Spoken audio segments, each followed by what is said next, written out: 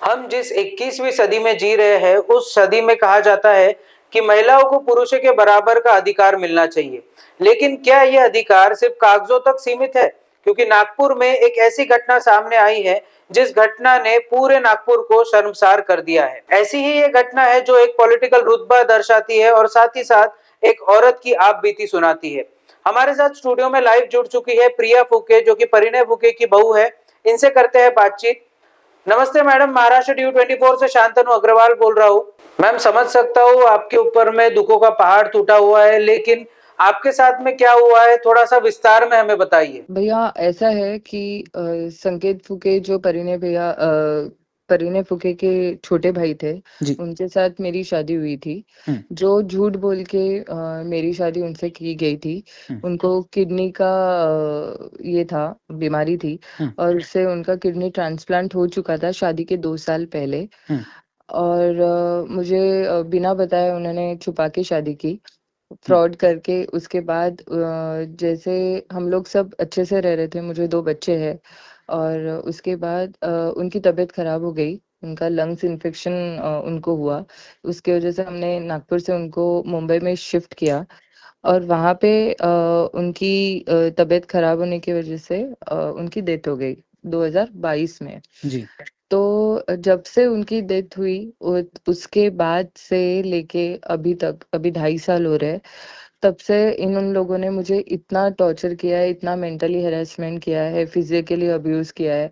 बहुत सारी चीजें हैं जो इन लोगों ने मेरे साथ की है। तो मतलब बैंक अकाउंट्स उसमें से बिना मतलब फ्रॉड सिग्नेचर किए हुए उन्होंने पैसे निकाल दिए। कुछ प्रॉपर्टीज की हेरा फेरी की, और बहुत सारी ऐसी चीजें हैं जो मेरे सामने हो रही थी।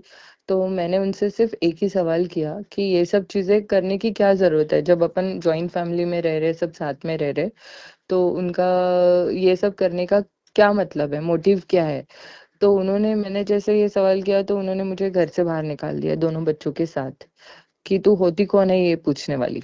प्रिया जी, जिस तरीके से आप बता रही थी कि आपके जो हस्बैंड हैं उनको कुछ मेडिकल इश्यूज थे और ये बात आपसे छुपाई गई थी शादी के पहले, पर इस पे क्या आपको परिणय फुके की कोई सहायता मिली थी या उन्होंने कोई सहायता आपकी करने की कोशिश की थी? जी नहीं, बिल्कुल नहीं। मतलब उन्होंने भी छुपाया। अगर वो चाहते तो वो मुझे पहले बता सकते थे कि ये सब चीजें मुझसे छुपाई जा रही है, पर उन्होंने मुझे नहीं बताया।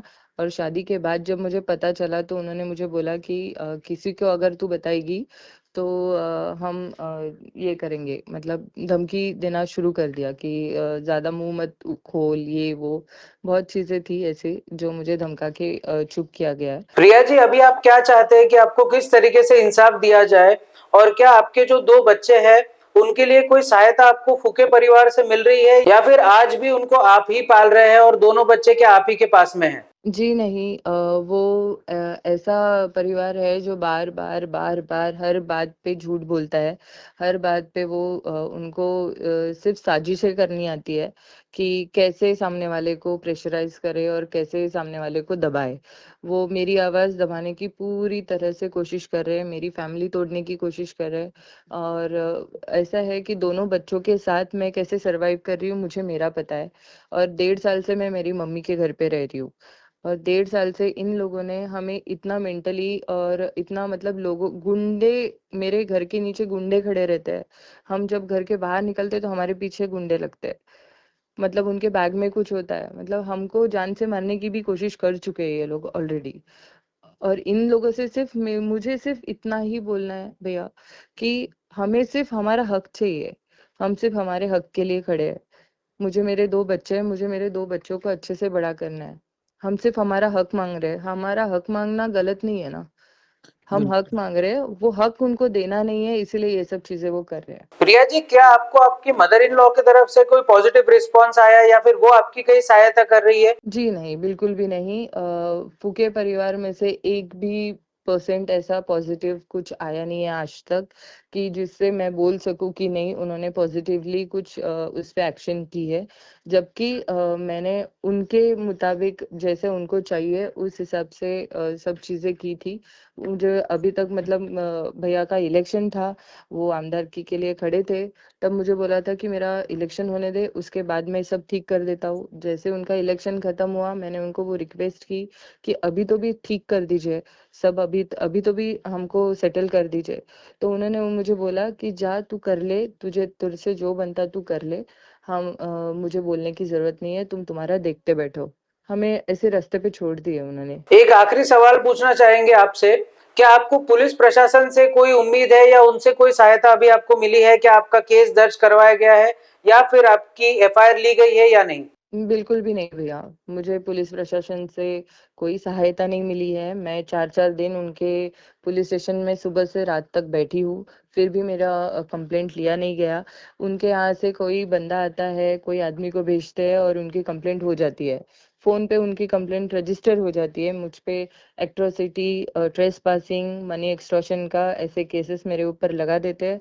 जबकि ये सब चीज़ें बहुत ही झूठी और बनाई हुई है। और मैं खुद पुलिस स्टेशन में 4-4 दिन कंप्लेंट लेके बैठने के बाद उनका आदमी आके कंप्लेंट रजिस्टर करके चले जाता है और मेरी कंप्लेंट ही नहीं होती है। तो ऊपर से मेरे ऊपर ही कंप्लेंट होती है। तो मुझे पुलिस वालों से थोड़ी सी भी ये नहीं मिली है, रिलीफ नहीं मिला है। बहुत बहुत शुक्रिया प्रिया जी, हम कोशिश करेंगे कि आपको इंसाफ मिल जाए। तो ये थी प्रिया फूके जो कि बात कर रही थी, अपनी आप बीती सुना रही थी, और जिस तरीके से उनको प्रताड़ित किया गया है, जिस तरीके से पॉलिटिकल दबाव उनके ऊपर में है, जिस तरीके से उनके ऊपर में उनके जो घर के बाहर गुंडे खड़े रहते हैं, उससे वो बहुत ज्यादा परेशान नजर आ रही है और साथ ही साथ में उनका हौसला टूटता नजर आ रहा है। क्या हम यही 21वीं सदी की बात कर रहे हैं जहां पे महिलाओं को इस तरीके से प्रताड़ित किया जाए? और क्या हमारा पुरुष प्रधान समाज इस तरीके की कोई भी चीज को एक्सेप्ट कर सकता है? ये सोचने वाली बात है। अब आने वाला समय प्रिया फूके के लिए अहम है, लेकिन सबसे ज्यादा अहम है हमारे समाज के लिए। क्या ये हमारा समाज, क्या ये हमारी न्यायमूर्ति प्रिया फूके को इंसाफ दिला पाएगी? क्या उन 2 बच्चों को न्याय दिला पाएगी जो बच्चे आज अपने पिता को खोकर आज भी वो ऐसी जिंदगी जीने पे मजबूर है जिस जिंदगी के शायद वो हकदार नहीं है? आने वाला समय प्रिया फूके के लिए बहुत अहम रहने वाला है और हम लोग आपको इसकी अपडेट देते रहेंगे। तब तक के लिए आप देखते रहिए महाराष्ट्र टीवी 24।